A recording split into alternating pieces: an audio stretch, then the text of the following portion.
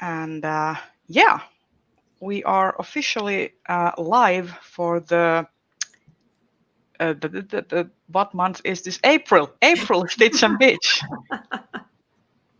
I know dates. My brain is already working in May for some reason. Yeah. I'm like deeply looking forward to May because I have a week of vacation at the end, and like I'm already making plans, and I'm just like desperate to get there. Yeah, I mean, I feel like I have been ever since like Easter completely wrecked any semblance of a schedule, because the 4 days I basically just lounged on the couch and watched K-dramas and did nothing else. I just was completely decompressing from everything that's been going on. Yeah. Easter was really relaxing here. I enjoyed the 3-day weekend a lot. I like kind of forgot that Easter was happening last weekend until because I was getting my car serviced and the woman checking me out was like, "Oh, what are you doing for Easter?" Or like, "Do you have any plans for Easter?" I'm like, "I don't have plans." And she was like a little offended. She like shocked that I didn't have anything going on. And I'm just like, Easter was never a big deal in they don't want to see your butt, Luke. We already did. It's too late now, Luke. Your butt has been gloried to internet fame. Yeah. We have our first cat sighting. I wonder where mine are. They were very eager earlier to I don't come think over. we're gonna see. Luke, stop showing them your butt. I don't think we're gonna see Leia today because it's warm enough where I have the window open and she's just like glued to the screen. Yeah. Ava is outside sunbathing, so if I do jump up at any point, it's because I have to go check on her. I think if I could get a cat, like it's not gonna happen in this place, but if I could ever live in a place where I could set up a catio, I'm pretty sure they would love to like go outside and sunbathe. Yeah. So I need to finish dog proofing my backyard. Then I could actually leave Ava out there unattended for a little bit, but yeah. Oh, sir. I am now completely blanking out on how this pattern should work. So let's start with introductions. Hello. I am Reija. My channel is the Book Finch. You probably already know that if you have found yourself here. And off to Rachel. Who are you and what do you do? I'm Rachel. I'm pretty sure that's who I am. I might be too vague to remember myself today. My channel is Colonati, and I read lots of science fiction and fantasy and romance and other things. And sometimes I actually talk about it in public, but I'm on a bit of an unofficial break at the moment. So I just talk about them here. And I'm Diana. My channel is Bookish Di, and I also read science fiction, fantasy, and romance, and nonfiction. Because I'm in a bit of a nonfiction kick right now. Hi. And the cat that you saw is Luke. He is one of my 2 kitties. So Bree might or might not be joining us. I am operating from the assumption that she had personal things come up. So we are probably going to, instead of, if it's just going to be 3 of us, we're probably going to be around 1.5 hours instead of the usual 2 hours, depending on how much we have to talk about things. But what is everyone making? I am personally still working on this scarf of doom, which is actually almost finished. I mean, Yay. I can already put it today. I've already put it, like I can wrap it around my neck, and my mom is a much smaller person of stature, so if I from a smaller scale, I think this is already pretty long, so it should work for her.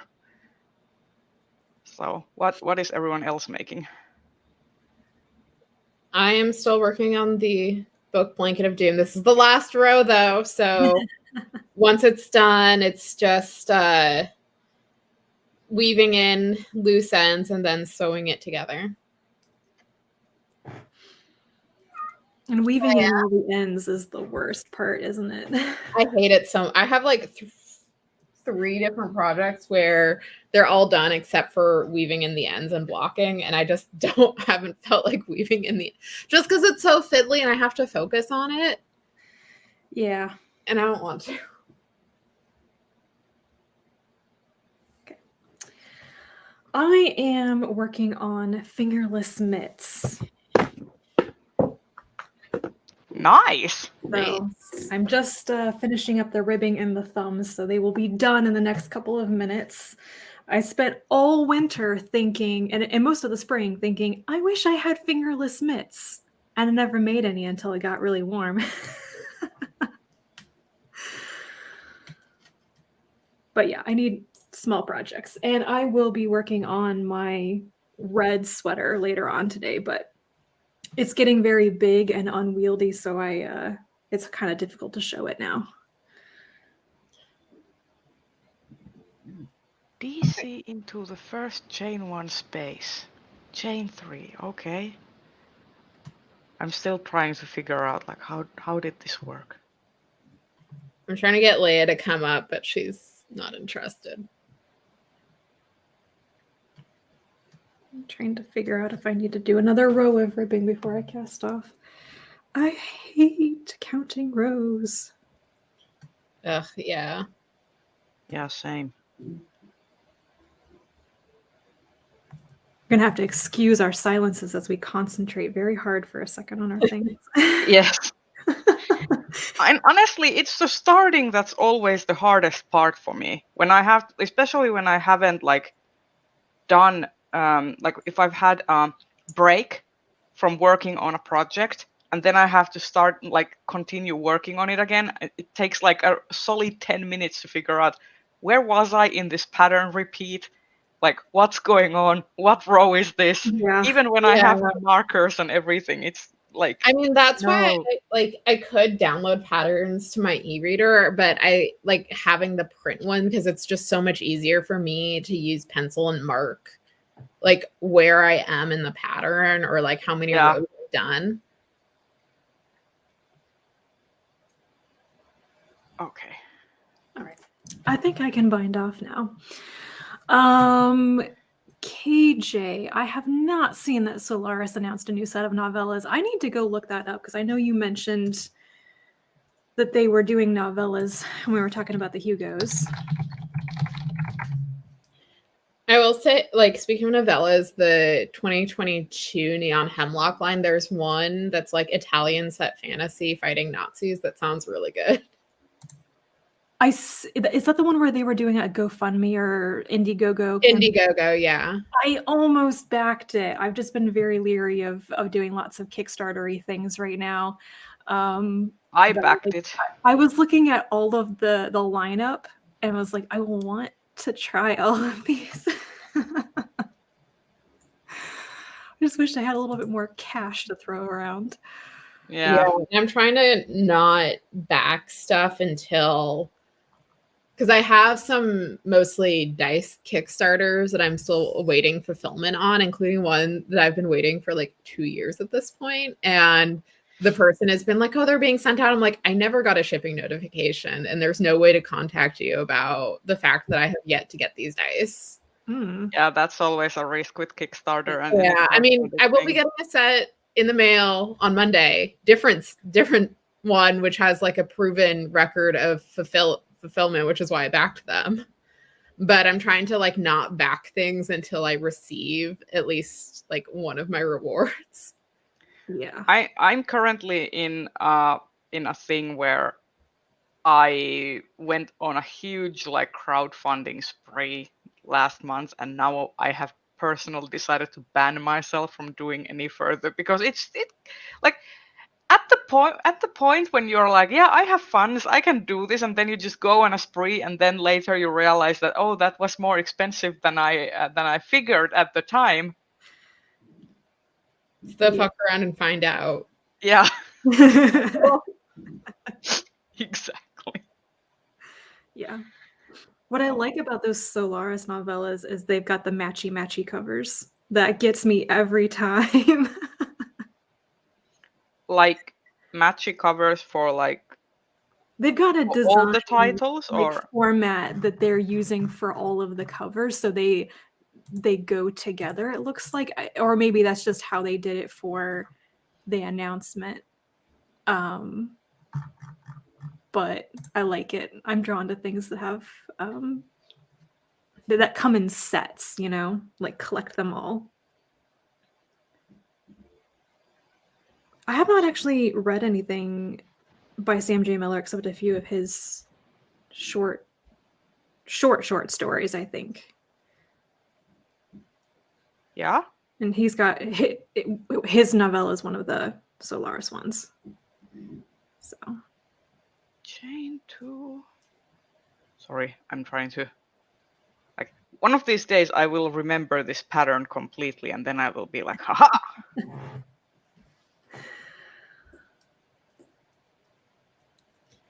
Okay. So what's everyone been reading? I've been reading too many things. I've had a surprising number of things on the go. Okay, so following up on what we were talking about in the Hugo Awards stuff a couple weeks ago, I read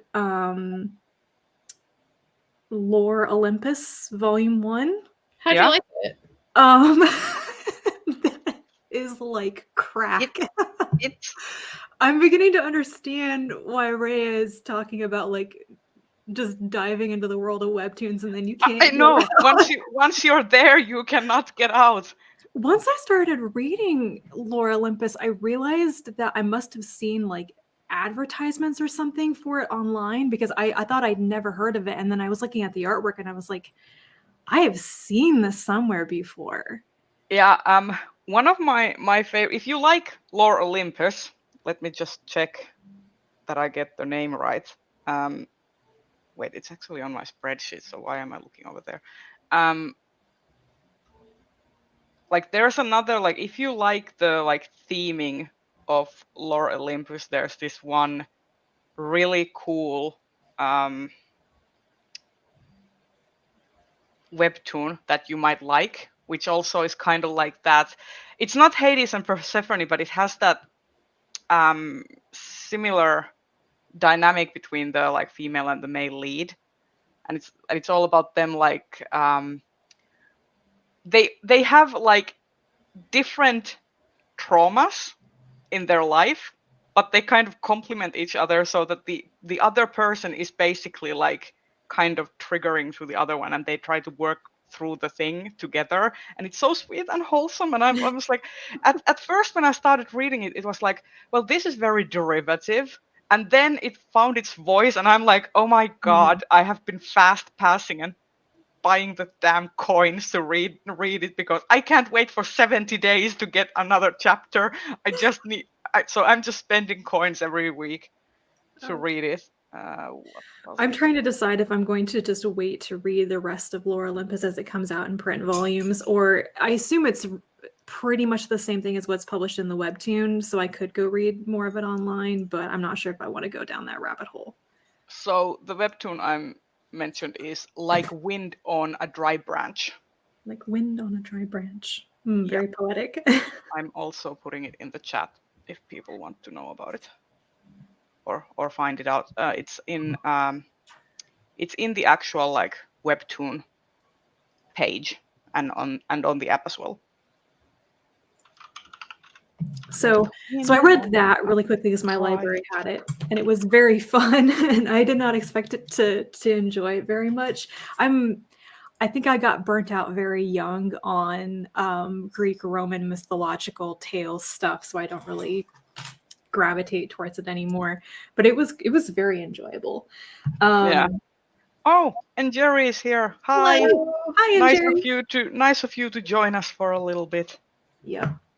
I've also still been reading Termination Shock. I think we talked about this in the last Stitch and Bitch live show, because this is the one where it begins with the Queen of the Netherlands crash landing in a Texas airport because feral hogs take over the runway.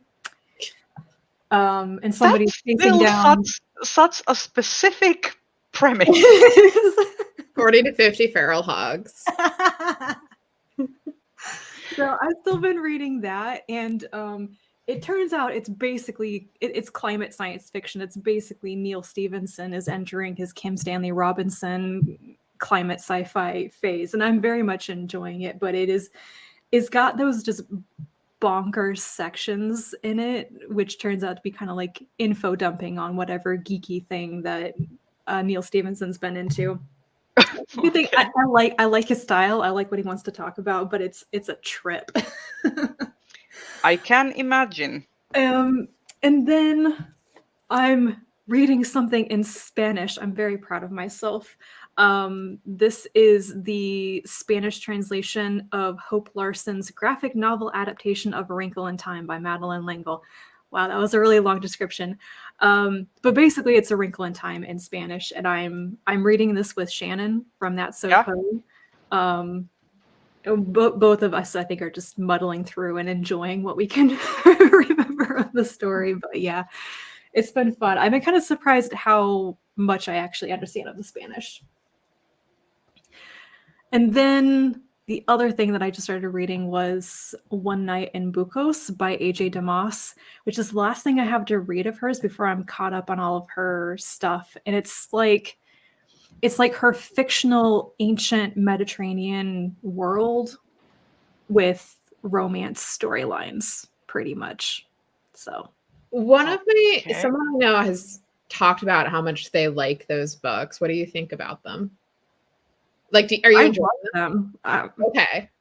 So my only reservation in reading these, I mean, I was looking for basically historical queer romances, and for some reason these A.J. Damas's books kept popping up under that description, and I was really drawn to it because it wasn't just like Regency era anymore. It's like ancient classical inspired, but not actually like Greece or Rome, just fictional world inspired by that. So I thought it was a really interesting faux time period and got into it that way. And my only reservation about it was that all of the books in one way or another grapple with the fact that slavery exists in the world. And a lot of the main characters are like ex-slaves. And in One Night in Bucos, one of the main characters is still a slave. And I was like, how are you going to talk about such a serious and horrible institution as slavery in conjunction with sexy romantic times? It actually works, because it's part of the world building, and the social discussions around abolishing slavery are incorporated into a lot of the storylines and stuff. So I think it's actually been done pretty well. Okay. I mean, I'm always like kind of scared when like especially like if a genre like romance usually like tends to be more about the like, escapism and fluffy stuff and stuff. Mm-hmm. And I'm also like aware that a lot of like our authors, like for example like Beverly Jenkins and stuff, actually like do like real good like historical like commentary and like or comment like modern commentary on the historical times and like actually like pull it off really well. But I'm always very, very scared when that topic pops up because I'm like, oh, this can go south in so many ways. Yeah. So I think it's actually done pretty well, and it is kind of different because it's kind of tackling, I want to say, a different form of slavery, but slavery in the ancient world with a very different system of rules and practices and cultural expectations of it than like slavery in the Americas. So it's a little bit different, but it's helped a lot that it's handled delicately, and there's a lot of good discussion about like, this is an evil practice, we should get rid of it, that kind of thing. So yeah, and they're astonishingly fluffy, soft romances for the fact that that is in the world building. So yeah. Well, that's good at least. Would be horrible to read a romance where it was not the case. Though I will say that there is a whole subgenre of like, for example, the World War II romanticization of certain like officers of a certain segment of, yeah, you know I where would I'm never getting know at. about it. That Nope. makes me very icky. Yeah, but to give you some idea, when I started reading AJ DeMoss's books, I read 4 of her books in 2 days. I Whoa. could not stop reading them. Also, you had the under the oak tree experience with that author. I don't know what that means. It was the time when I spent like reading that web novel and the comic of Oh, yes. like that same thing during the same months, and then I reread the thing because Yes. yeah. Oh, Oh man. Dai, what have you been reading? Unless Rachel still has other no, that's titles. all I've been up to. So let's see, I'm doing the magical readathon, but I haven't picked a career, but I've done some prompts. So I'm gonna like look at them at some point this week and figure out like what career I'm doing based on the prompts that I've finished. Let's see. I've had a decent reading month. So since we last talked, I read Dating Dr. Dill by Nisha Sharma. It's like a Taming of the Shrew inspired contemporary romance. And I mostly liked it, but the and I'm sorry, this is gonna be a little TMI, but the male lead named his dick, and it like took me out of the story so much. So That's just cringe. yeah. Um, Yeah, yeah. it's like I ended up giving it 3 stars. Like I definitely docked half a star for that. Like it's definitely one where I do want to continue reading the series just to like because she's doing Much Ado as her next like William Shakespeare inspired romance, and I love Much Ado. It's one of my favorite plays, so I'm very interested to see her take on it. I also read Portrait of a Thief by Grace Lee. And so that's the novel that was inspired by the series of Chinese art heists. There's an article that came out several years ago. Oh, was I it the enjoyed it. There wasn't quite as much heisting as I would have liked, but it was very. I thought it was really well done for a debut. okay? And then I just finished The Grace of Kings. And I will say, had I not been told by you, Rhea, and some other people that I would like book 2 a lot more, I probably would have just like not plan on continuing on with the series. It's a very different kind. Like it has like I have not ever read another like epic semi-military fantasy with that kind of tone. Yeah, It's and the thing is, it's so my main. I thought the way he approached the story was interesting, and I don't really have a critique about that. Like, it very much felt like you were saying, like it's a storytelling and someone like or orally telling you the story and kind of like going back and going forward and everything. yeah. My problem was with the characters and how certain characters would react, and I really didn't like how a lot of the female characters were handled. And again, like knowing that people really enjoy Wall of Storms kept me Yeah. from either DNFing or just being like, okay, this series isn't for me. And looking at the cover copy for Wall of Storms onward, this book, it really stands out that this book feels like his world building notes put into novel form. Yeah. There's also like, for example, I gave like what 3 stars to Grace of Kings and then 5 stars to Wall of Storms. So the reading experience, like I know star ratings are a bit arbitrary and depend on person to person, but the reading experience is very like different compared. Like it was like if Grace of Kings feels like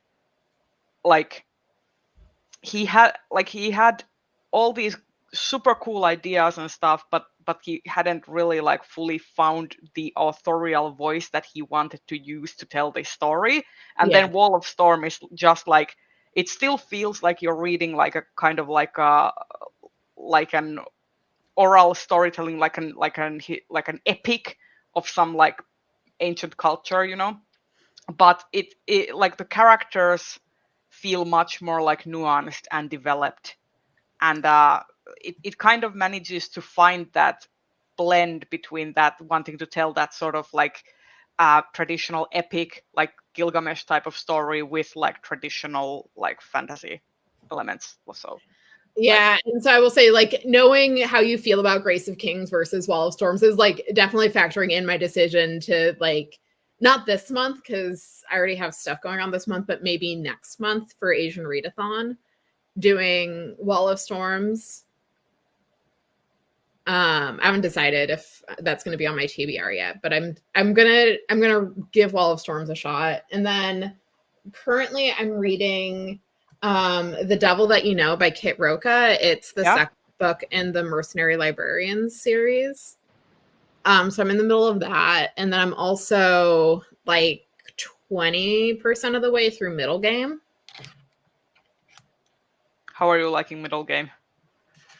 It's different than some of her other stuff. I'm still like feeling out. I don't think I'm gonna hate it, but I don't know how much I'm going to enjoy it.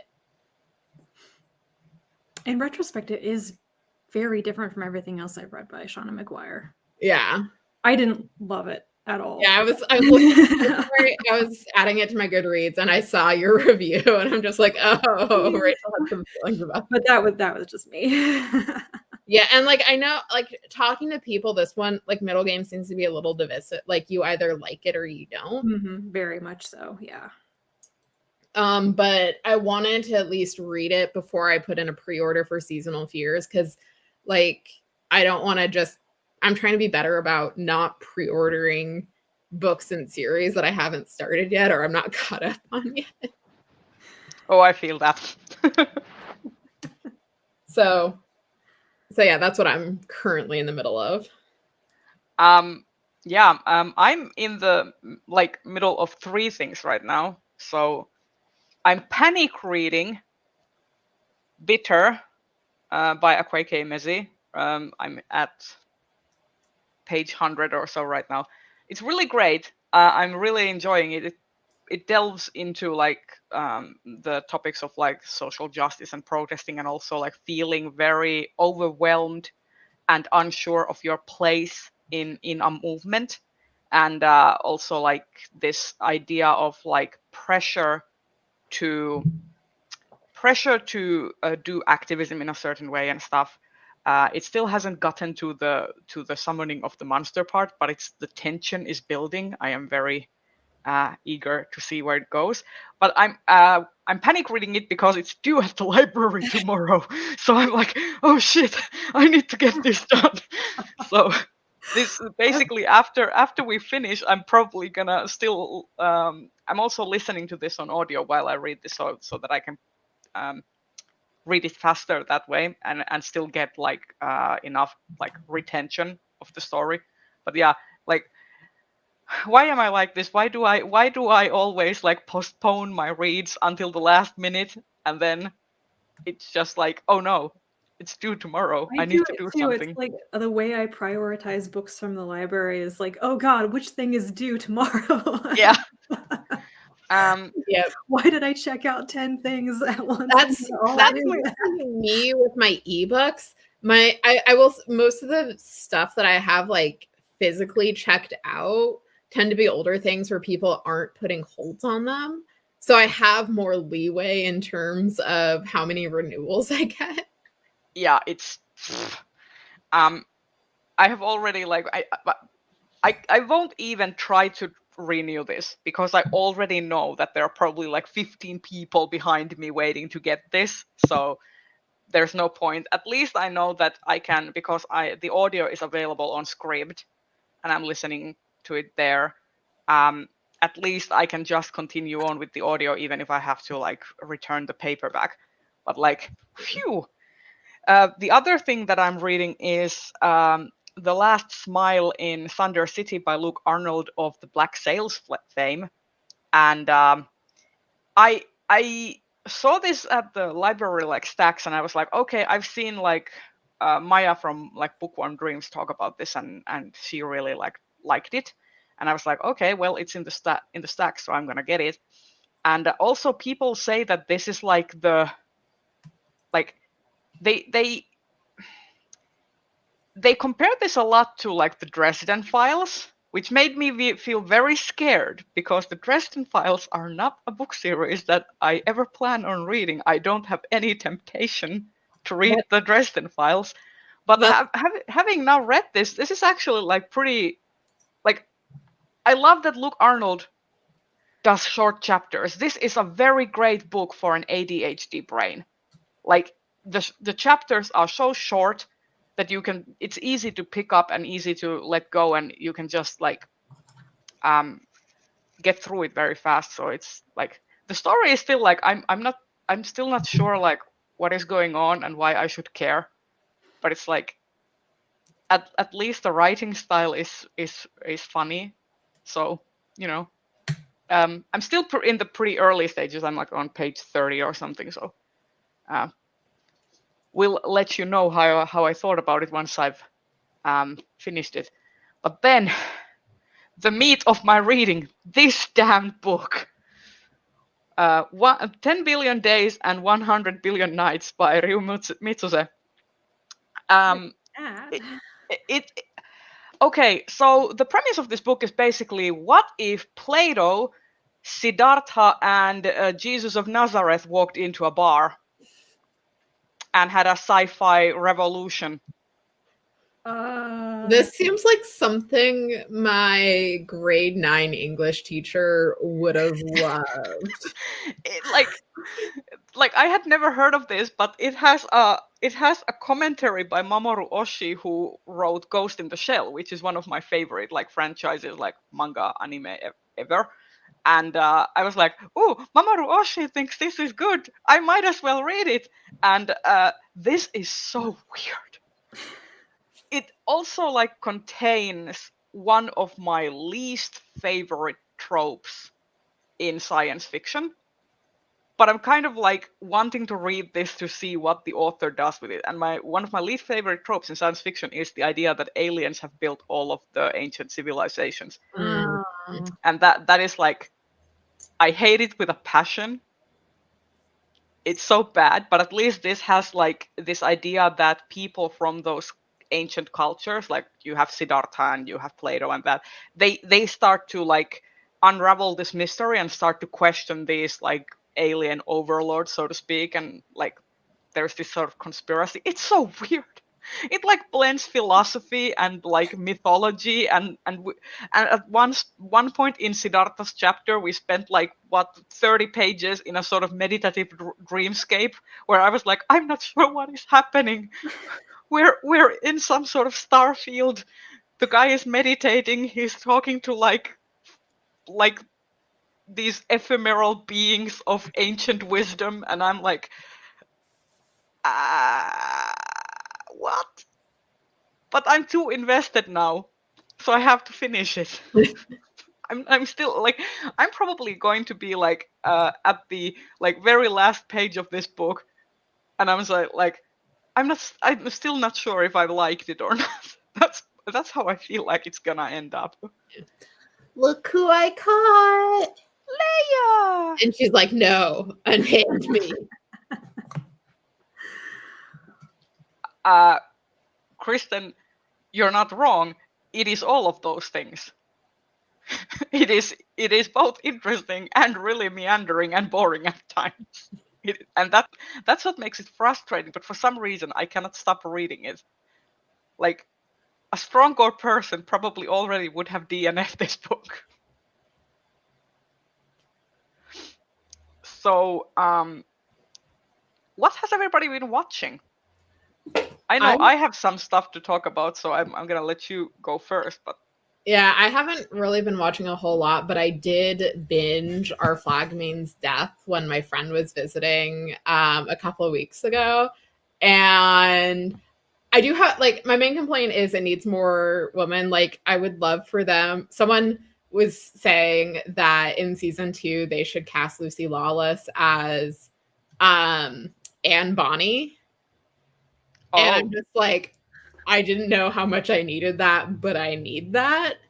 I would be down for that. I'm But still for the planning on most watching part, it. I loved the show. Like, I thought it just did a lot of really fun things with like the setting and how it's like it's only 1717 when we feel like it.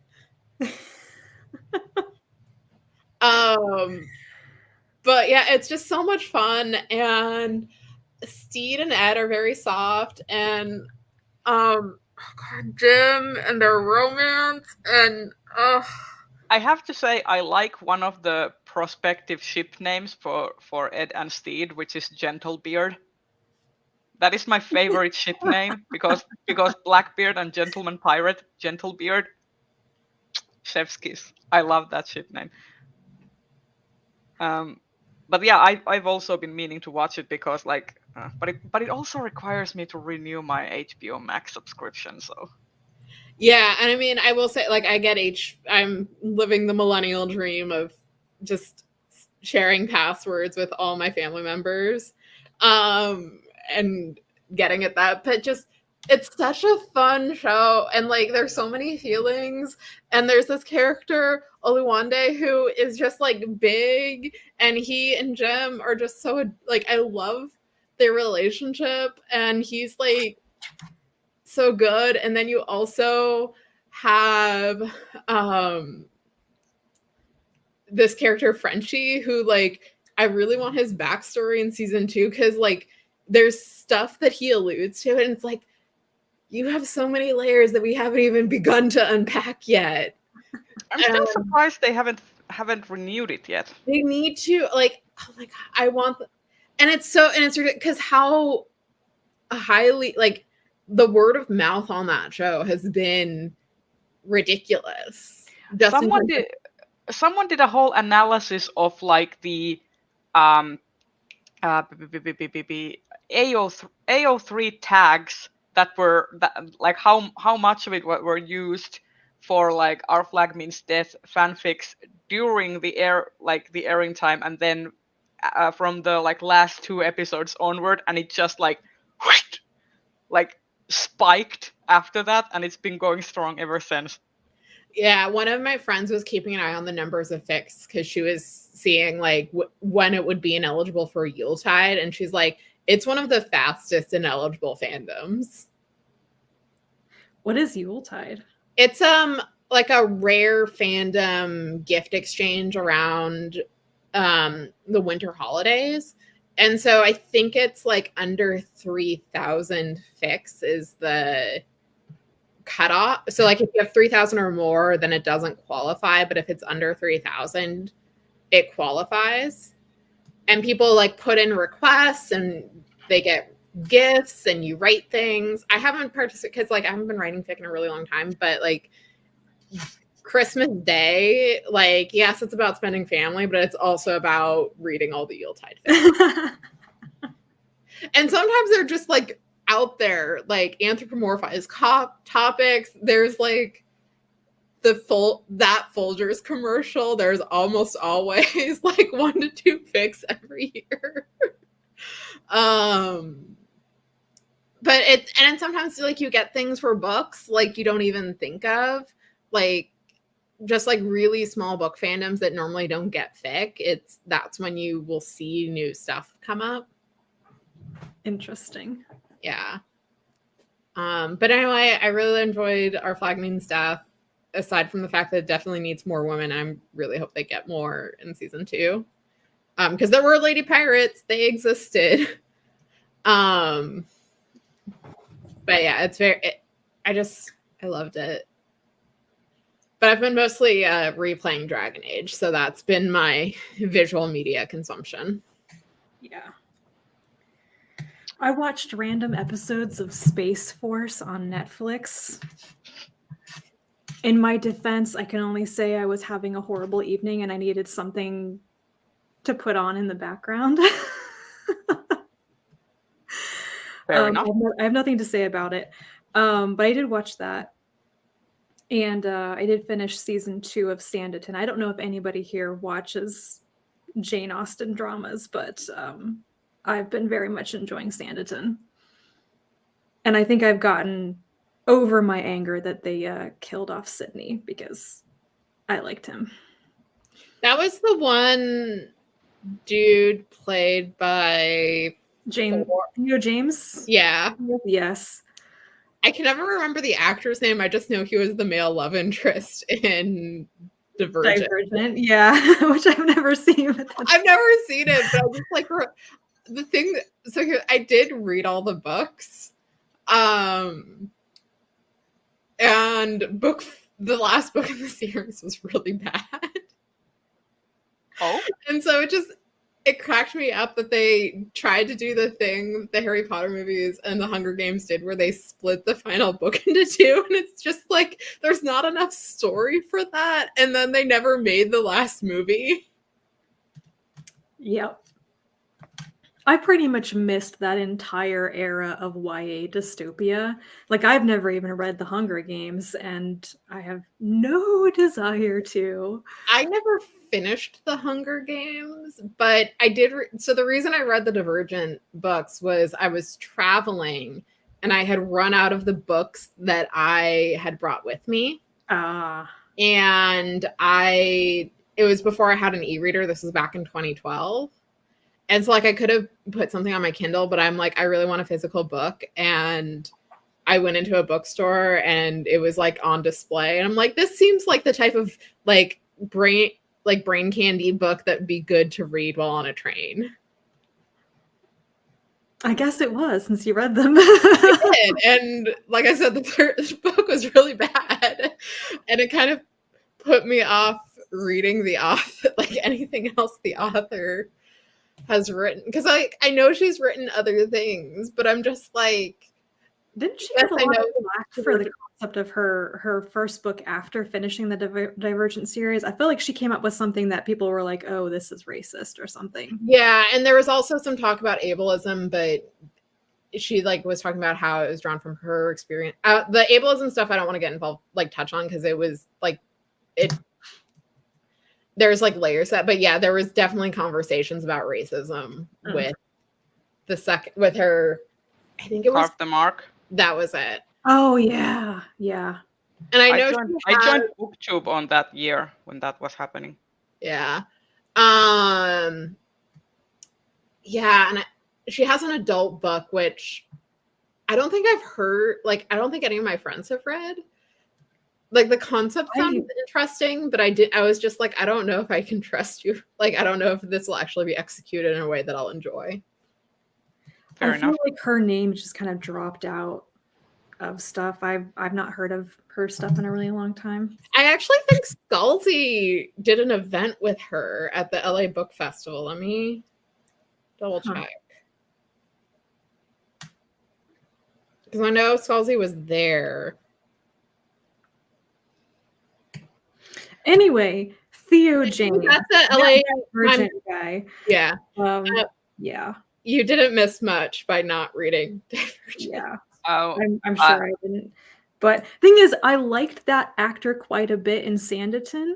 I liked the character of Sydney, and I actually thought that Theo James and Rose Williams, who plays Charlotte, the lead of the series, they actually had chemistry. I was very intrigued by their relationship, and I wanted to see it go down the whole, Jane Austen romance path. And then Theo James decided he was not coming back for season 2. Oh. I don't know why. I don't know. Maybe he might have had a conflict or something, because the series got canceled and they managed to get it brought back from the dead. So I think he had moved on to other projects. And I was not happy that they killed off his character. They used that whole thing in season 2 very well, though, to like instigate other plot lines. So why do they always have to kill off the character? Can't they just move to another town? live a happy life somewhere You else. know, I think that they probably killed him off when they realized they were only going to have 3 seasons and they were not going to get the actor back because they needed to definitively get rid of the serious love interest so that they could move on with other ones for the character, because it's a story about women finding husbands. Oh, So okay. they had to do something like that. And like I said, they took his death and like the grief and the mystery about it, and they used it quite well for the plot lines in season 2. So it added a kind of this like tragic emotional note to things, which went very well.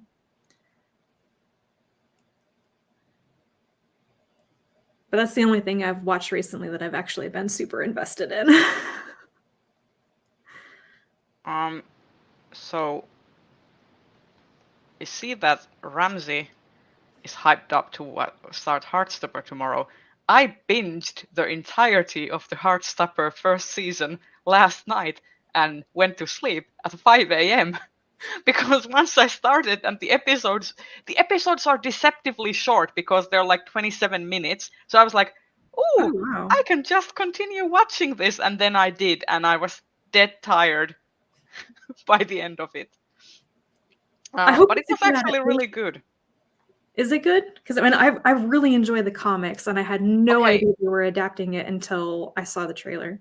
I am coming to this from a standpoint of never having read any of the comics because, I mean, Alice Oseman's drawing style is like something that is not Not very my favorite thing. aesthetically pleasing to me personally. Yeah. It has kind of that California art school potato face syndrome.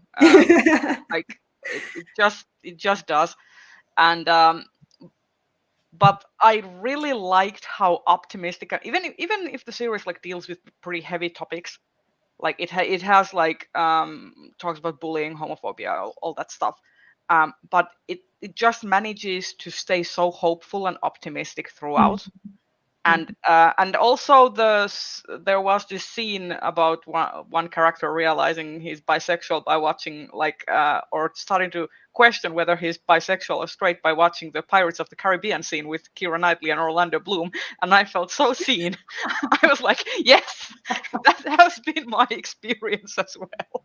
So um so yeah, that has been actually very good. Really would recommend it. Like my only problem with it was that being a Finnish person, I know jack shit about the British education system. So I Yeah. had like the first couple of episodes. Oh, are they ready? I have to weave in the Nice, end, but yes, they're nice. done. But yeah, it took me a couple of episodes to realize what age the characters are, because they were talking about like, well, I'm in grade 10, I'm in grade 11, and in Finland we stopped the grading system at grade 9, when people are like that's when you finish middle school, and then you enter high school, and then your high school grade 1, high school grade, or like high school freshman, high school junior, high school abi, like that's the word in Finnish, like you're an abiturientti. So that's when you graduate from high school. So we have a different like system of grades. So I was very confused at times. So I was like, grade 11, how old are these people? Are they in high school, are they in middle school, what is this? And then another was that because they were attending like form together, and I was like, what's form? I actually still don't know what form is. So if anyone knows or is British and knows this, I very much want to know, because I was like, is this like homeroom, or when you have like a joint class with like all your like peers from your like year, or like what is this? Like it was very weird. But like that's just a me problem, not the show problem. Yeah. My high school didn't have homeroom. Like like I heard about it, but we never had it. We had like third period was normally like Thank you. the announcement period, because not everyone had a first period, but most everyone had a third period. What is homeroom? It's I guess it's like when you like when you have a set time, like for example, if you have for example classes outside of the like for example in Finland, if you designate the year into classes like 1A, 1B, and 1C, and then you can have joint classes with all the like people from those. Like for example, 1B and 1A can have class together, for example, for art, but then there's a designated time when the 1A meets with their own like teacher to talk about things specific to that group of students. I'm not sure if I'm explaining it properly, but yeah. I don't even know how like the American public school system schedule works, so I'm lost. People talk about like first period and second period and homeroom, and I'm like, the only thing I know what it is recess. Yeah, I don't know about first period, or like there's pre-lunch and there's after lunch. Yeah, I mean, and it also varies from district to district because the American school system is fucking wild. Yeah, that's what homeroom is. It's a class you that makes sense. start. Then. Yeah. Yeah, here's the thing. Like we only had homeroom or the equivalent of once a week to basically catch everyone in the class. Like, for example, if we were planning class trips or something, that was like and like I know once a week for 15 minutes. Yeah, and I know from my high school, like especially once you got to like being a junior or a senior, you had more leeway in how many classes that you could take, especially if you like front loaded classes. So like for me, my senior year, I didn't have a full schedule. I took 6 classes and I had some friends who only had 5 classes because of how many they had taken, or like if they had done summer school. So like my district didn't really have homeroom just because there was more leeway in how we could structure our schedule.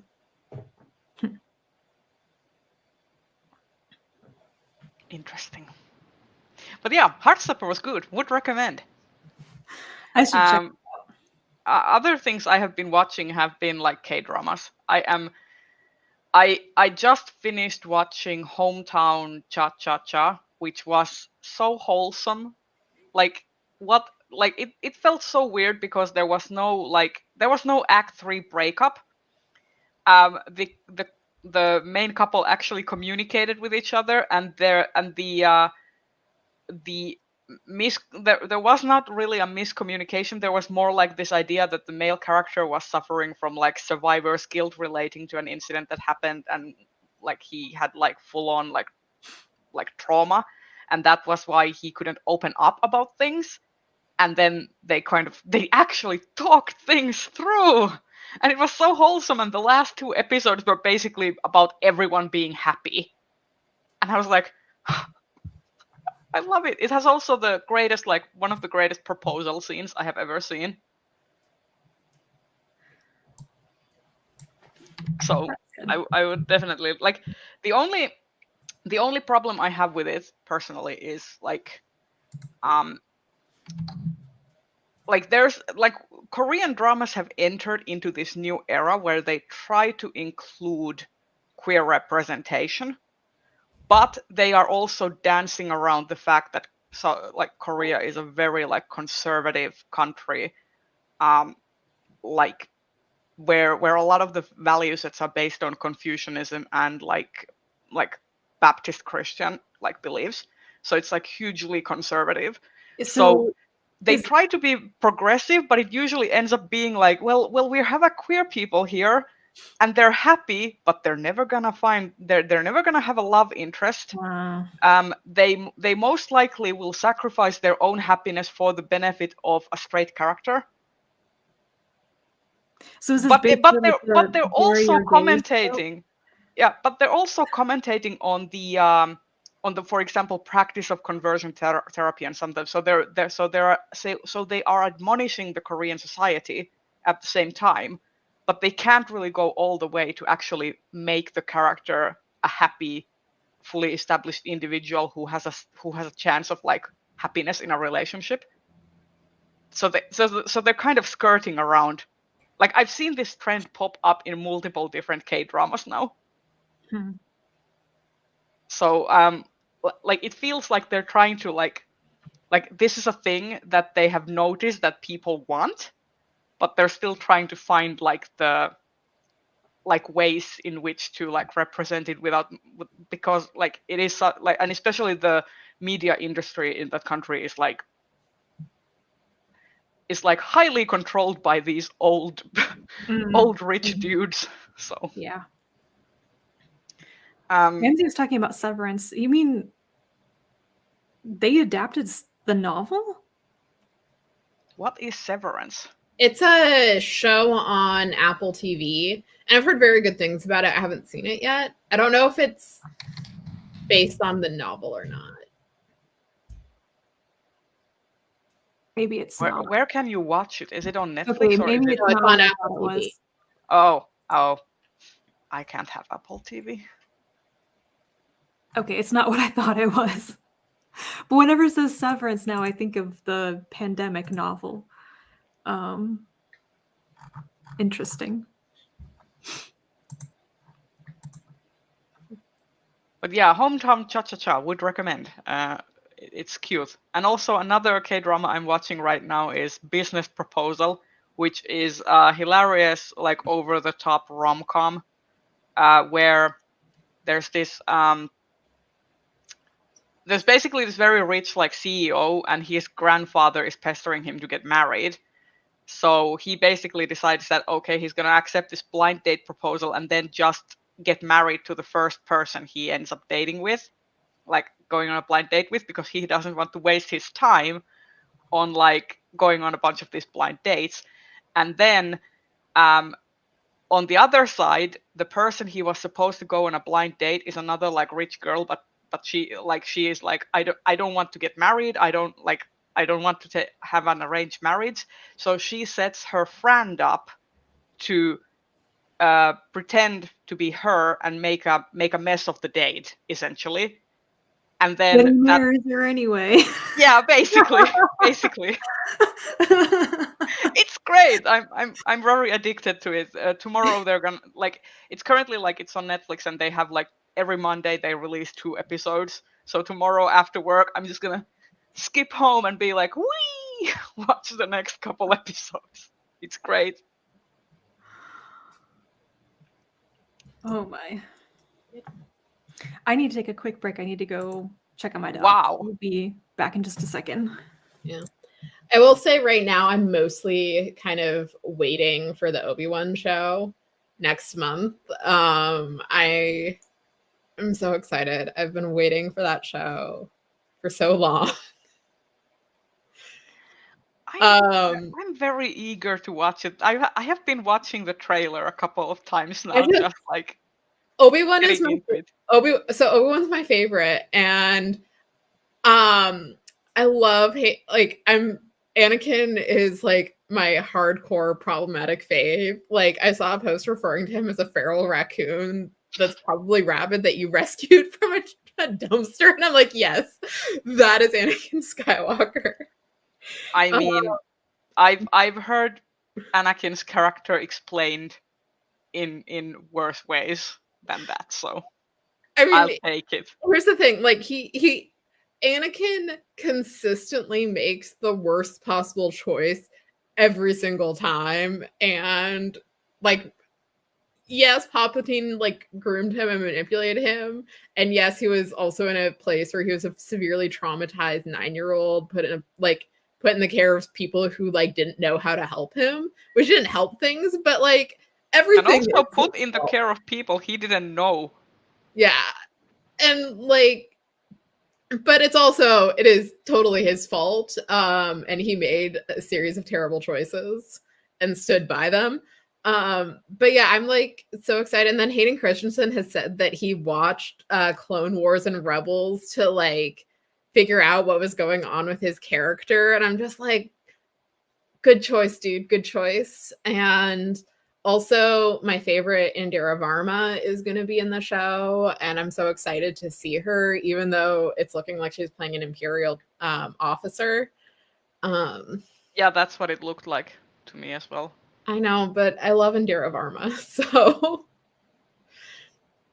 yeah, I'm very excited, and I'm going to be at Celebration in May, so I'm hoping what they do is they have like a special screening on Thursday because they haven't announced the schedule, like the full schedule for the convention yet.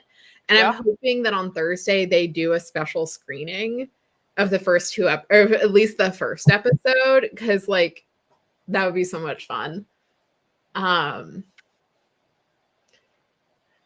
will say, as much as I love Ewan McGregor, I'm not paying $300 for a photo session. Yeah, no. I have It's never really something understood like- the whole predatory meet and greet stuff where you it I just did seems do weird. that for George Takei one year at AwesomeCon, and I don't regret spending that money because I do love George Takei, and it was kind of like a situation where I was like, I don't know how much longer you're gonna be around. I don't want to like regret not taking this chance. Yeah. Ramsey, Agreed. I actually agree, and one of the major issues, like the prequels, at least had a consistent vision of where they wanted to go from start to finish. That's like, whereas the new Disney like sequel trilogies basically like started out as an emotionless cash grab, and got like muddled between like various different creative visions and like a lack of forethought of where they even wanted to go with the trilogy. I actually really love The Force Awakens. So I don't necessarily think that one. But yeah, I do agree about the prequels. Like for what Rhea said with the consistent vision, I think with the prequels, part of the problem is that George Lucas is a very good idea man, and he's very good at thinking about themes and like how visually everything looks, because like visually looking at the prequels, they're amazing. Like he did a lot of work thinking about like composition and like how things are going to look on the big screen, but he definitely needed someone to like mediate like dialogue and directing. Yeah, Like I think back to the originals, like with, even though he was the writer director for A New Hope, his wife at the time, Marsha Lucas, had a lot of say in how the movie was edited, and just like smaller beats that played out. And then for Empire and Jedi, he like was the idea person, but he didn't write or direct. Like he had someone mediating his ideas. Yep. So yeah, I do love the prequels, and I think it's going to be very interesting to see, because I feel like there's been a lot of like reevaluation of the prequels as people from our generation who like grew up with the prequels. Like I was 9 when The Phantom Menace came out, and like I loved that movie. I think I saw it in the theater like 8 or 9 times. Like I watched because it was like the first DVD that we owned. I watched the DVD forever. I like the prequels were what I grew up with. So I'm interested to see what happens as people whose first Star Wars was the sequel trilogy and how they kind of navigate that. Because I think there's still going to be discussion about how the movies were made and how it's very much like too many cooks in the kitchen type of thing. But I'm interested to see like how the characters are going to be interpreted or like reevaluated moving forward. I will say that I have an even more controversial opinion than Ramsey, in that my favorite prequel movie is Attack of the Clones, which is a controversial take. Everyone hates it, and I'm like, I love it. It has all my favorite like Padme outfits. It like, I know it also has the like most like derided dialogue options, like the infamous "I hate sand" moment, but also it's like I just loved it. I am unapologetically like that movie. I think the other thing I really love about the prequels is how much George Lucas is like how much of a tragedy it is, and it's because like I do kind of love a good tragedy. Much like Sister Michael from Dairy Girls loves a good statue, I love a good tragedy. But also like how like and especially like looking at it now, like how much he's very explicit about the role that like corporations play in the undermining of democracy. Cause like everything kicks off because a corporation didn't want to pay taxes. Yeah. Which also cracks me up when it's like, oh my God, they're making Star Wars political. And I'm like, it always was. Yeah. It's like Star Trek was always political, so was Star Wars. It's almost as if fighting imperialism is somehow a major like activist movement. Yeah. Who would have thunk? But yeah, I'm really looking forward to the Obi-Wan TV show, and I'm really I don't know if this is actually going to happen, but I'm kind of hoping they have like Anakin's ghost haunting Obi-Wan. But I don't know how it's going to work, but it's like I just want to like have, because we know Hayden Christensen is going to be back as like Vader, but I also love him to be back as He's coming back. Yeah. And it was like a big it was a big deal when they announced it. And I was very excited because like I was telling Rhea while you were gone, Anakin Skywalker is my problematic fave. Yep. I will say, have you watched Moon Knight? I haven't yet. I keep meaning to, but it's mostly because I have my PS3 hooked into my TV right now, and I don't feel like switching to my PS5 until I'm done with Dragon Age 2.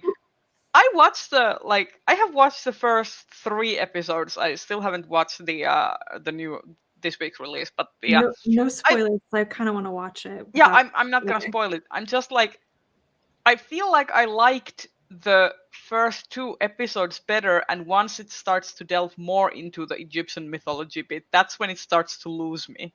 And that's all I'm gonna say in that regard, because I don't want to spoil anything. But I'm just really eager to see if someone else is gonna like watch it as well and think like, you know. Also Ethan Hawke is like so weird in that series. Like, he doesn't even look like Ethan Hawke. I keep seeing clips with him on YouTube, like the advertisements for Moon Knight with him in it, and I swear I had to see it like 5 times, annoyingly, before I realized it was Ethan Hawke. And I was like, when did Ethan Hawke get old and creepy? Well, he's always been sort of creepy, but like the old part, yeah. but like, yeah, I like Oscar Isaac enough that even if I'm starting to be like semi lukewarm about certain things, I'm just gonna keep watching because Oscar Isaac is in it. Yeah, I do want to watch it for Oscar Isaac because I do love him. Also, yeah, I watched. I'm mostly waiting for, like I said, I'm waiting to be done with Dragon Age 2 so I can switch over to my other. Oh no. Oh no. Everyone's been telling me that The Northman is like the biggest epic right now, and I'm like, I kind of want to watch it, but also I get super cringe when they pick American and like non-Nordic actors to play parts. Which I understand, it's a Hollywood production, so they have to do that. But for example, Stellan Skarsgård and his like brood of million sons is right there. They could. Well, they did cast Alexander Skarsgård as the lead. Well, yeah, there's that. But I still find it funny that basically Stellan Skarsgård's entire family could populate an entire like motion picture. Because they're all actors. It is pretty funny. So what else has been going on? I am almost finished with DuckTales season 1. Isn't it delightful? I love Tennant. David Tennant is great as Scrooge. He's so great as Scrooge, and I also love the three ducklings, Huey, Dewey, and Louie. I think my favorites are actually Webby and Lena. I do love them too. And I love how they're kind of they're really hinting at Magica without showing her, like Magica the spell, and I'm like like I'm really I can't wait to see her like how she's designed when she actually makes an appearance, because now you only in the first season you only see her in the shadows and stuff, and you never actually see her, you only hear her voice. So I'm do like, you know who she's voiced by? no, who? Catherine Tate. Really? I was already shocked when they have had Lin-Manuel Miranda voice that one intern duck, Yeah. who then gets to be Gizmo Duck. They have like an amazing, like Stephanie Beatrice shows up later on. But yeah, I will say for DuckTales, in one of my D&D campaigns, we were coming up with NPCs that would be like staff for where our campaign, like our adventurers were living. Yeah. And one of the people, like one of the other people in my party and I were just like, let's just base everyone on DuckTale characters. I mean, I've also I never really got invested in Launchpad McDuck, like Launchpad in the like original DuckTales or any of the other like franchises, but in this, like in the new DuckTales, I'm actually like Team Launchpad for everything. He's so fun. But there's also like I can't help it. I'm just like maybe it's just because I like broody, bitter, bearded individuals, but I really relate to Glomgold. Like, sure, I'm not rich or anything, but something about Glomgold, I just sympathize with him so much. I don't know what that says about me.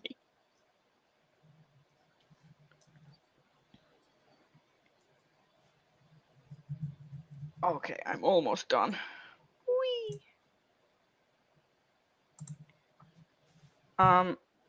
So we are heading towards the,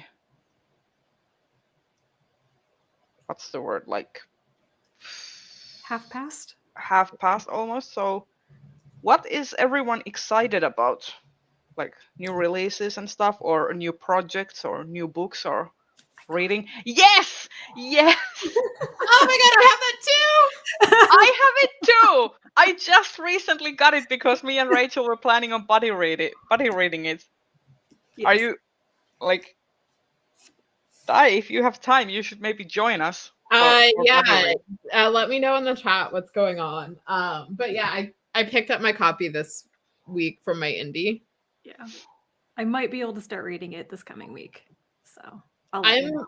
I'm mostly waiting until, because I'm kind of doing Tome Topple as well as Magical Readathon, so I'm trying to focus on finishing middle game. I think what I'm really looking forward to, I'm trying to think.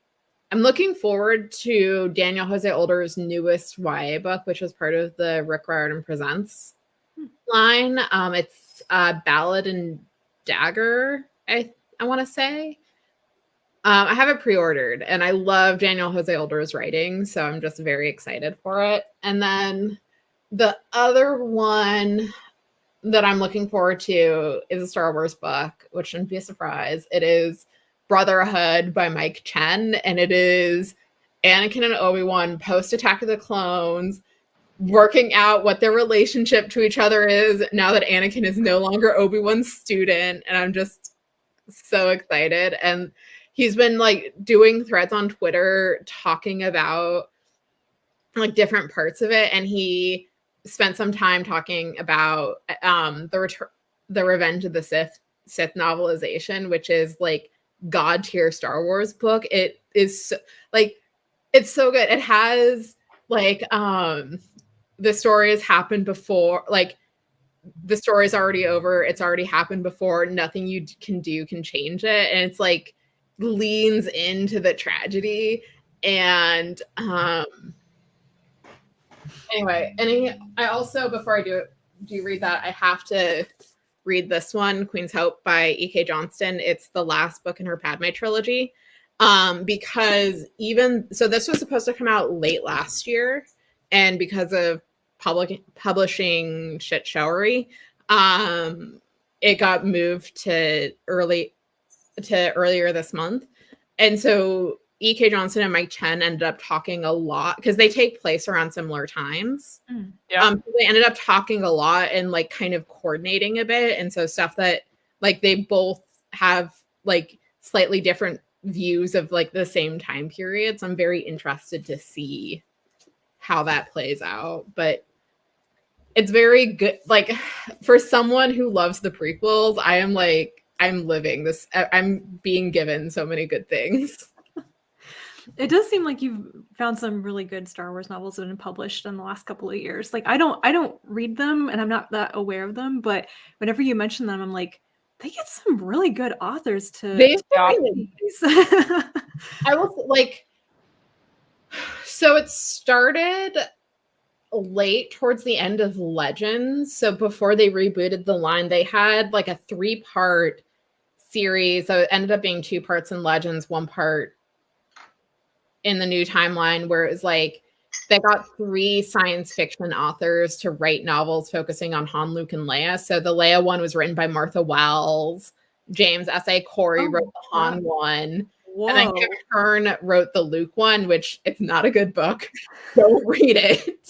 That's actually like a star-studded roster. But then again, I guess Disney has money to pay new authors.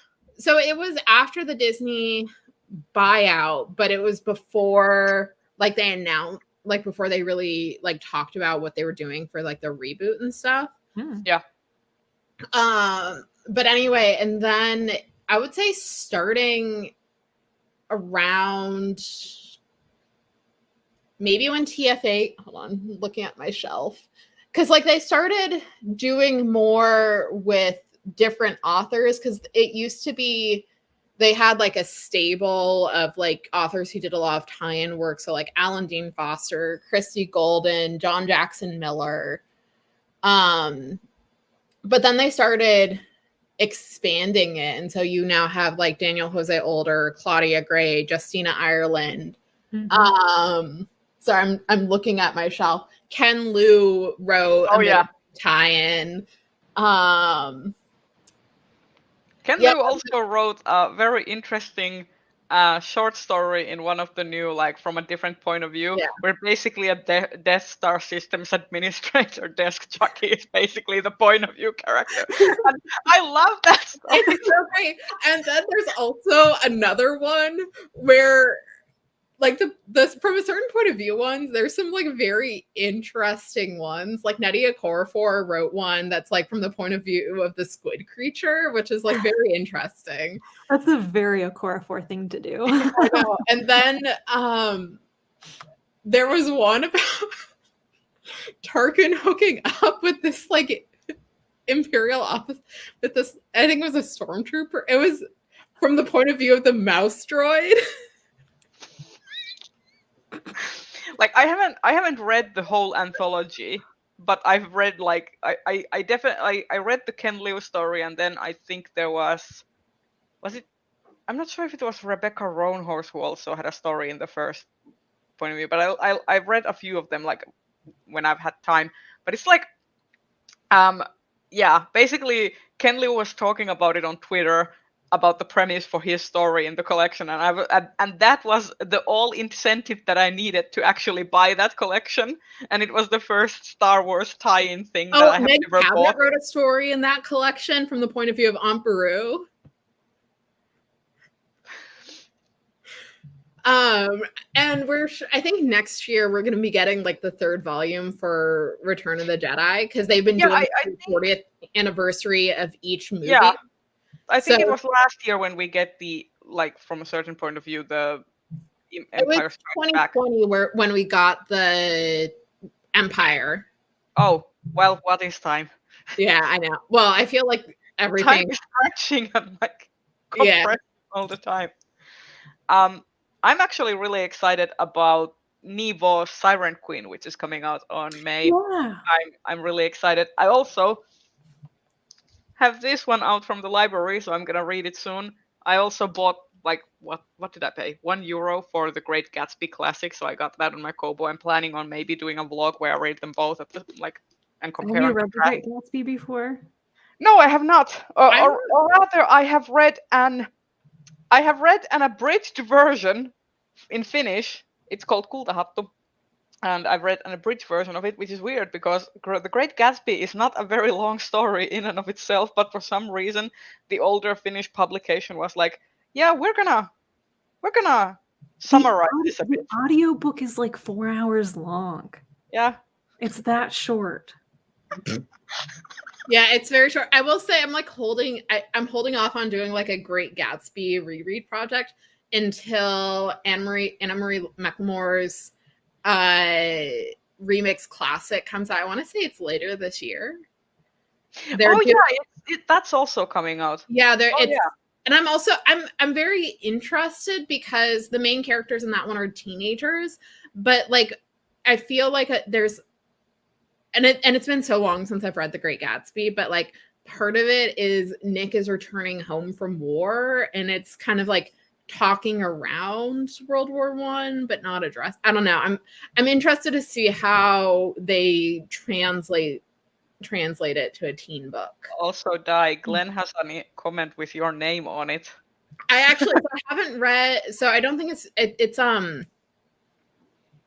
I don't think it's Tiptree Jr. I think they were dead, but I did read the N.K. Jemisin and Valenti Mass Effect Andromeda novels, and I did enjoy them.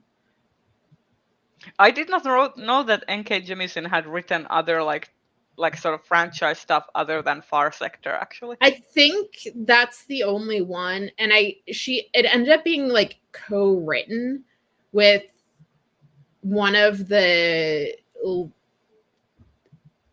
I think the lead writer. So I don't know like what happened with like the backstory stuff with that, because like I don't know what ended up happening because I've never seen her like talk it up. So I think there might have just been like something contentious. Like it wasn't necessarily a fun experience. I don't know. Yeah, it would also make sense why she hasn't really like, because those are lucrative offers. I mean, for example, like Disney might suck at paying out royalties for old Star Wars writers, but they have the money to pay for new ones. Yeah, and I will say based on authors that I follow who write for Disney, they don't necessarily get royalties from their Star Wars books now, but they do get like a significant like upfront advance. Sounds like that might be safer. Well, it's Disney. Disney is. I'm so conflicted about Disney like nowadays for various reasons. But yeah. So before we go, because like we as I stated earlier, because we are just the three of us today, we're gonna keep it a little bit shorter today. So what are some exciting projects and stuff that you're hoping to do? Doesn't have to be booktube related or anything, but who do you want to shout anything out or let people know what you're up to in the near future?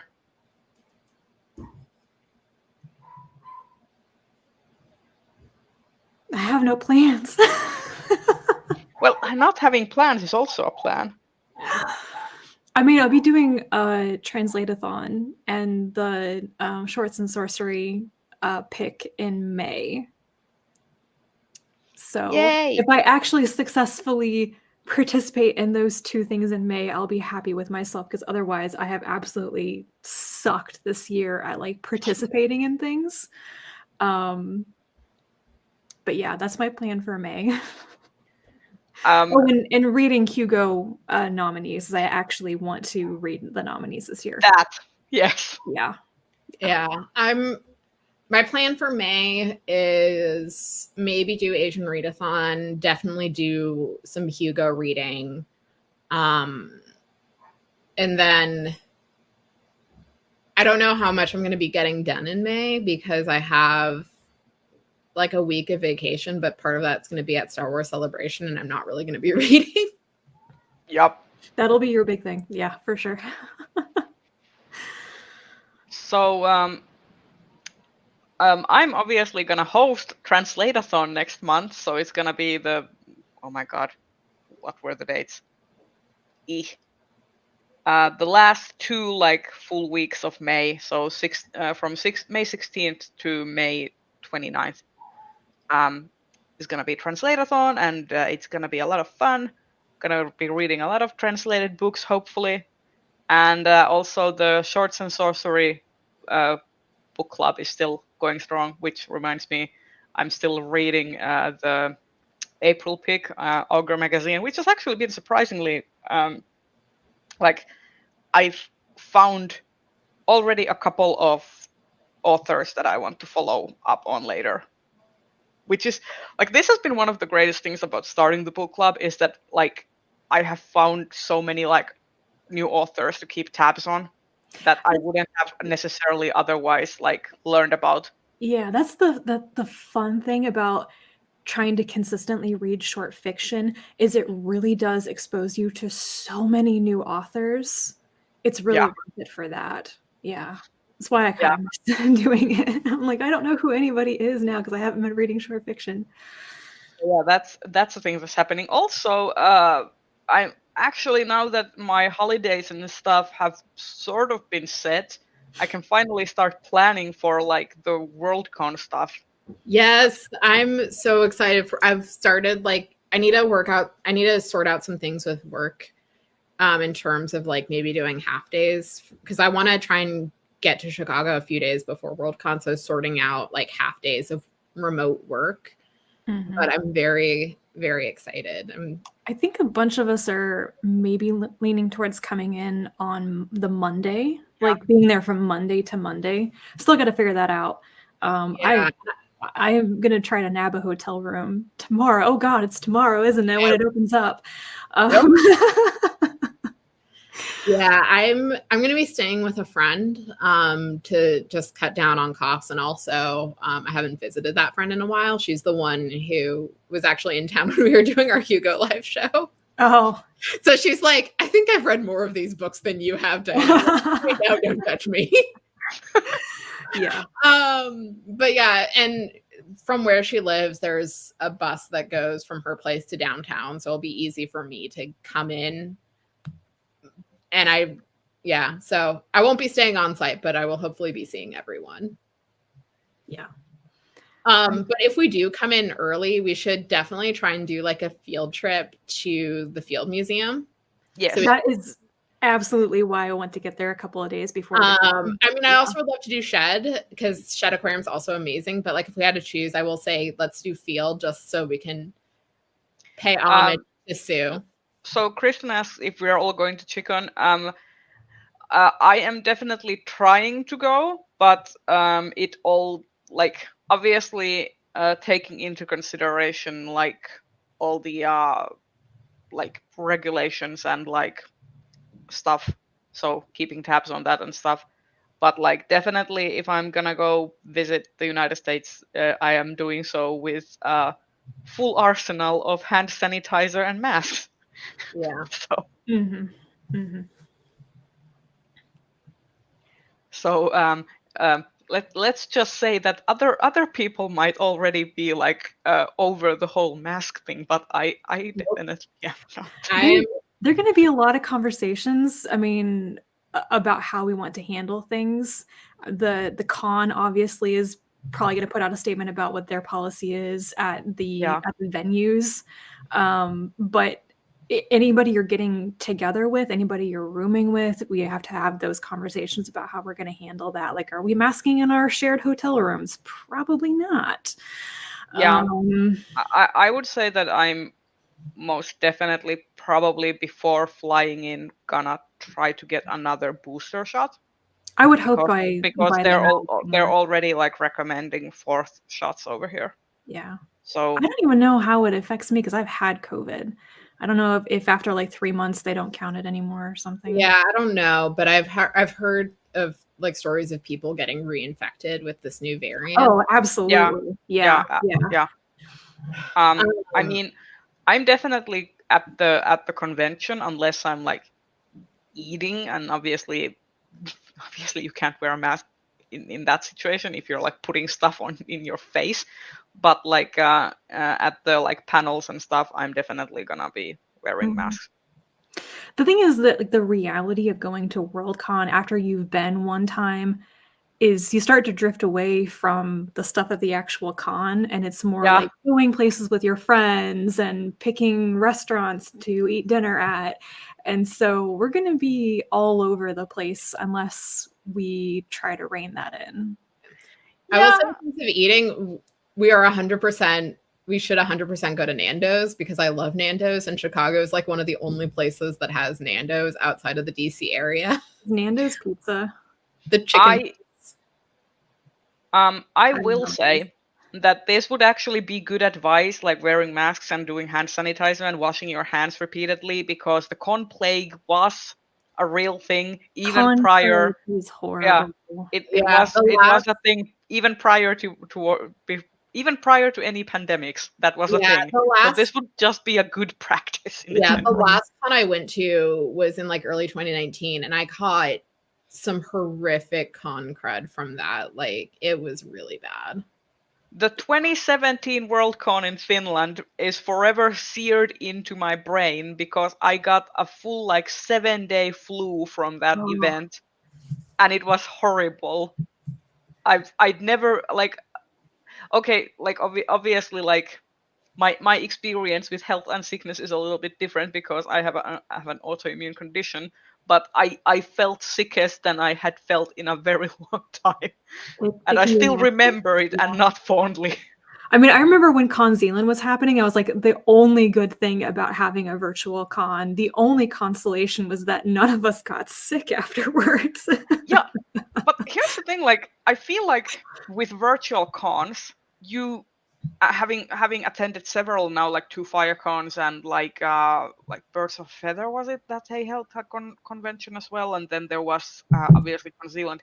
I feel like when you go to a physical convention, it is much easier to maintain like boundaries with like how many like panels and and program items you are actually seeing, whereas with virtual conventions you can just go back to back to back to back to all of these things, and you can eat while you're like watching them. So it actually like I got super burnt out after Con Zealand, especially because I was just spending like 9 hours a day watching stuff. Yeah, for sure. Yeah, but I'm really excited to be attending a con physically, even like obviously all the safety precautions in place, but still I'm just so excited to be seeing friends for like. Yeah, and like I know for Celebration, the organizers that Reed Pop has said like no masks are mandatory in the convention hall. So like that's why I feel like better about going to that, because they've said no, you're wearing a mask. Yeah, I'm probably also going to be like investing in those like HEPA filter like ones that I can have like one that I use and then swap it out and let the other one like sort of like air out and stuff. So yeah, I'm planning on bringing multiple KN95 masks. Yeah, for sure. But yeah, I think a whole bunch of us are trying to make a really good effort to go to ChiCon, and we just cross our fingers that world events don't conspire against us again, because we really want. Fingers crossed. We're so tired of plans falling through. And I will say, like, I'm looking forward. Like, I'm looking forward to the Hugo ceremony because I think Charlie Jane Anders and Annalie Newitz are going to be great Toastmasters. Yeah. And it won't be, because I was traveling when last year's happened, so I didn't watch it, but it won't be the nightmare that the New Zealand one was. Nope. All I ask is that they don't do skits. Some jokes are fine. I don't want skits. My favorite Hugo Award ceremony was still the one where John Picasso was the MC, and like the San whole Jose? point, San Jose, like the whole point of it was he was like, I'm gonna celebrate you. I'm gonna get through this as fast as possible so we can all hit the bar afterwards and celebrate. I like a person with a solid plan. Yes. Yeah. And he was really good at it. I think the reason it worked is that he was really good at being the Toastmaster. Just he had really good presentation skills, and he was funny, and he didn't take his shtick and beat it into the ground. So, I mean, yeah. Also, I'm super excited to see who wins the 2024 bid. 2024 bid. I'm still rooting for Glasgow.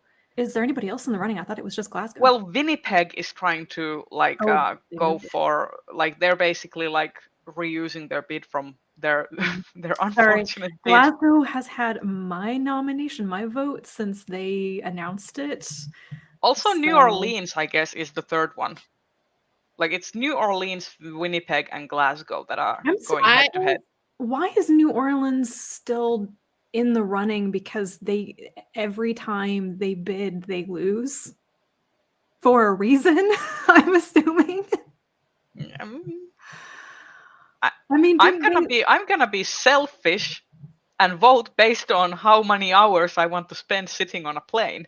Like sitting 2 hours in a plane to visit Scotland is much more manageable than sitting 7 hours in a plane. I am way more excited about non-American Worldcon bids at this point. So yeah, I would mostly rather be Glasgow just because I would like to spend some time like exploring Scotland because I haven't been back in a very. I have never been to Scotland. I will learn my lesson from Ireland, and I'll be like 2-week vacation. I went once to Scotland. I was like my whirlwind post-college graduation trip because I happened to have like a number of friends who were doing like either doing study abroad or like full-on university at the time in the UK. So I just couch surfed.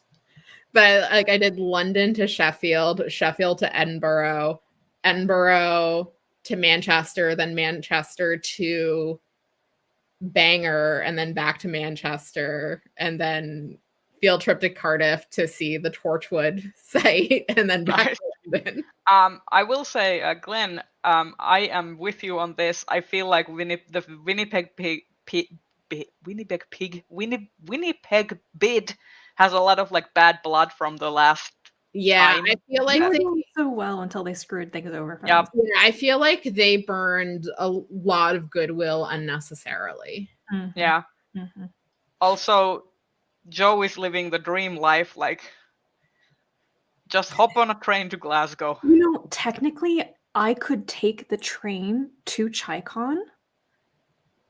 That would be fun. I've only taken Amtrak once in my entire life. I really don't know much about trains, but it's intriguing. But the reason I might fly though is because I can coordinate arriving with other people who are flying in. I don't think anybody else would come in. How many hours is the train trip? 6, I think. Oh, that's not bad. It's okay. It would be like just a couple of hours, and I think pretty sure it'd be a nonstop flight if I took the plane. But yeah, but I think it kind of depends on because I feel like train like is a little bit more relaxing in my experience because you can like bring snacks, you can nap, you can just like find a spot and camp out for 6 hours. How do I get from the train station to the hotel though? Taxi? Yeah. Never done that before in my life. There's also probably some sort of shuttle buses going to like the most populated like areas. Is it like Chicago Union Station? Probably.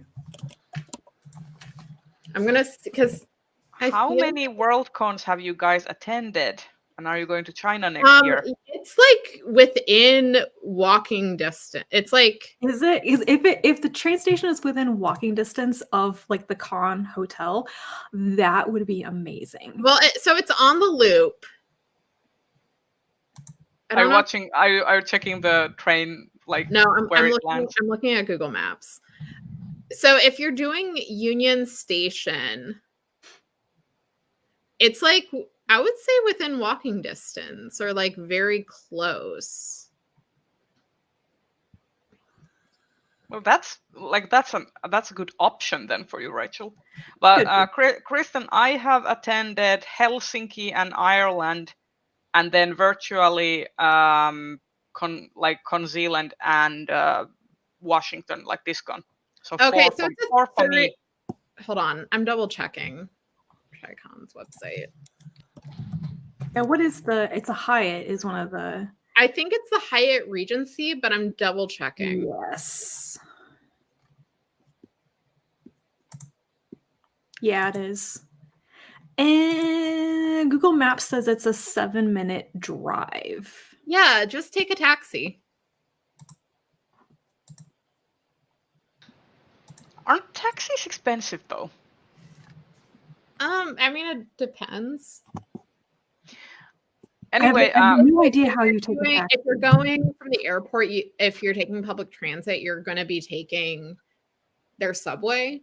So I guess it's like, which would you prefer, like navigating the subway or navigating like, I know for me with flying in, I'm just taking the blue line and then the bus.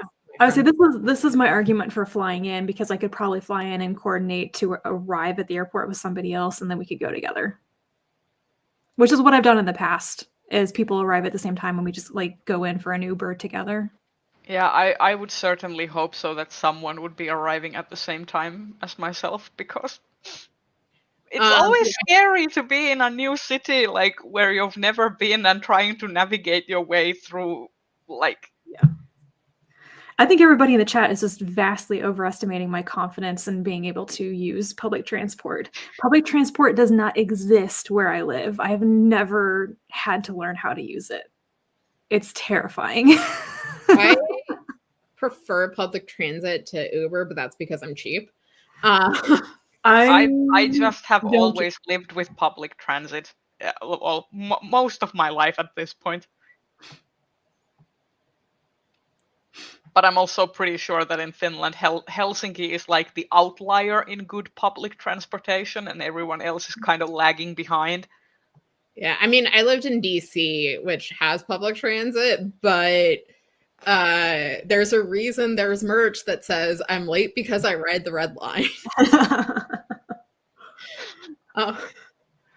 Anyway, the next step is actually just managing to nab a hotel room, because all of our arrangements are going to be determined by whether we get the hotel room that we want. And I'm a little bit stressed out about it, because I have a timer for myself tomorrow to remember. Though, the minute that I do that, ChiCon will email everybody out on Monday and be like, yeah, I got to wait another week because it's taken forever to get the arrangements done. No. But yeah. Yeah, but this has probably been the week for us. Another point for like Kristen's question, I for one, and I'm probably not planning on going to China next year. There's a lot of like visa issues, and also like humanitarian issues why I necessarily don't want to go there. But also 2 out of the 3 guests of honor have said some really interesting things about certain groups of people. So I'm also like kind of not comfortable in that sense. Like yeah. Yeah, I'm probably not going. Like, if I was going to be taking a Trans-Pacific trip in 2023, it would be to Australia and New Zealand for the Women's World Cup. But I am not, because flights are very expensive and I cannot afford like a 2-week trip to there. Yeah. I mean, if all else, like I still, if at some point there is another sort of gap year where I can't make it to Worldcon, I still have a dream about doing our joint New Zealand road trip at some point. That is my dream, is that we know a lot of people just are not going to go to China in 2023, and so we've been talking about doing our own get-together thing. And I'm like, if we could resurrect the New Zealand plans, we had everything in place ready to go. Yeah, everything. Like, literally, like, hotels and Airbnbs booked, flights booked. We were ready to go. yeah, and now And we wouldn't even I have would, to schedule it around a convention. We would yeah, even have more yeah, leeway. So yeah, I I would would love it. definitely like love that because, like, not gonna lie, I'm still a little bit traumatized by the fact that those plans fell through because I was so like, and how that year turned out in general. Mm-hmm. So yeah, It was very stressful. I mean, Yes. Yeah, I would yeah. be down for drive. Like, I would drive if we did like a back roads road trip. I actually really like driving, so if it's a car with automatic like not a clutch car, then I can drive as well. I can do both. I mean, I'm I the can girl who also can, do I can, both, I'm but the gay who can drive. I mean, I can also do both, but I don't have the confidence anymore to drive clutch because I have used the automatic, uh, like gear car forever. So It's yeah. like a muscle memory. You just, I mean, to be fair, I learned to drive on a stick. So, like, for me, like, driving is ingrained with like pushing, Yeah. pressing the clutch and shifting gear. So here it is. Like in Finland, you actually, if you go to like a driving school, because you have to attend driving classes and you have to attend driving classes and then pass a theory exam and like an actual driving exam to get a driver's license. So it's a very involved process. And unless you actually drive a stick shift car during your like practicum and stuff, that is the only way you can drive both sets of cars, like automated gears and stick shift. If you pass your exam with an automated gear car, they're not gonna even you will have a special mark on your driver's license which forbids you from driving stick shift. Huh. Fun fact. We didn't have that. So, I mean, we had a stick shift growing up. And that, like I said, that was the car I learned to drive on. So, and it was also because, so we had the stick shift, which was a Honda Civic, and then we had an automatic, which was a Dodge Durango. And I hated driving that fucking tank. Like, it was my least favorite thing to drive. So, I didn't like, know what a Dodge Durango. What? it's Like, big. We had it because we were going up to the mountains quite a lot, and then also holy shit! That it's car big, is fucking big. It's that's a tank. No, but like we went up to the mountains a lot, and also if we were doing like field trips and stuff, or like mom was driving me for debate tournaments, we were almost always one of the drivers, so we just load up the car or load up the Durango with kids. But yeah, I vastly prefer driving stick. But when I was buying my car, I couldn't find a stick in like a stick shift in any price that I could afford. So I have a manual I or mean an automatic, which is kind of tragic. currently we have the mandatory IT person's car, which is a Prius. So like you either use public transport or you have a Prius if you work in IT, apparently. Like I do wish I had been able to find a hybrid because I like bought it right as the car shortage was like starting, so I couldn't find a hybrid in my price point, and I kind of wish I had because I do mostly driving around town, and that would save me so much gas. that is true, especially now with the price of gas is going so high because of world events. They're like using electric in any way we can is better. Yeah, and I mean, I still like unless I'm doing errands where it's across town or it's a big grocery trip, I still mostly walk or take the bus. And I'm like trying to hold off filling up my car until next month. That is completely fair. Yeah. I'm also like, yeah, like filling the gas tank like once a month. Well, so miss I those did have to days. fill it up this month, but before I hadn't like filled up my car since February, like mid-February. So I went from like mid-February to mid-April without filling up my car. And that's just because I don't drive a whole lot. And when I do drive, it's mostly in town. So it's like not big distances. But I think it's like having a car is like a for me at least it's for like long distances. Like if like if I have to like for like I live in the metropolitan area of like Helsinki, so uh, I there's like a very good public transportation like network between like the three major population hubs that make up the metropolitan area. So I just generally use public transportation when I go to places, even though we have a car. Getting is for me, it's a lot of getting across town because like to get pet food and stuff, like if I took the bus, I would have to switch buses downtown and take a separate one. Whereas with driving, it's just a little more, it's easier just to get there. Sorry, I just saw Ramsey's comment. I did too. That's amazing. The Isengard lookout. I need to look this up. Add it We to have my Lord of the Rings bucket related list. stops on our original itinerary. We had so many. Anyway. I think we need to resurrect this plan. Like not if not Yeah. next year, then at some point. I'm all up for it. Yeah. Like let's do it. I need to go make some food, guys. Yeah, so- Yeah, I need to go sleep. It's like 11 p.m. over here, and I need to wake up to work tomorrow. So Yeah. We should get off. Okay. so thanks for joining us. And next month we are on. Are we on Breeze or Rachel's channel? Well, That's great. we will let you know. Yeah, We we'll will let you know what the rotation will be, and we will see you next month. So Yes. bye bye. Bye.